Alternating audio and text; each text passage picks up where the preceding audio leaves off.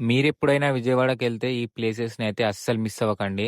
అవేంటో నేను మీకు చెప్తా. వీడియో లాస్ట్ వరకు చూడండి. విజయవాడలో కనకదుర్గ అమ్మవారి దర్శనం కంప్లీట్ అవ్వగానే ఎదురుగా ఉన్న ప్రకాశం బ్యారేజ్‌ని అయితే విజిట్ చేయండి. అక్కడే అలా కృష్ణా నది వాటర్ ఫ్లోని చూసుకుంటూ కొద్దిసేపు అయితే టైం స్పెండ్ చేయండి. ప్రకాశం బ్యారేజ్ చూడడం అయిపోయిన తర్వాత కృష్ణా నది మధ్యలో ఉన్న భవానీ ఐలాండ్ అయితే విజిట్ చేయండి. ఐలాండ్ లోకి వెళ్ళాలంటే పర్ పర్సన్ కి 120 రూపీస్ అయితే ఛార్జ్ చేస్తున్నారు. కృష్ణా నది మధ్యలో బోట్ లో వెళ్తుంటే చాలా అంటే చాలా బాగుంది. ఐలాండ్ లోకి ఎంట్రీ అవ్వగానే చూడ్డానికి పచ్చని చెట్లతో చాలా బాగుంది.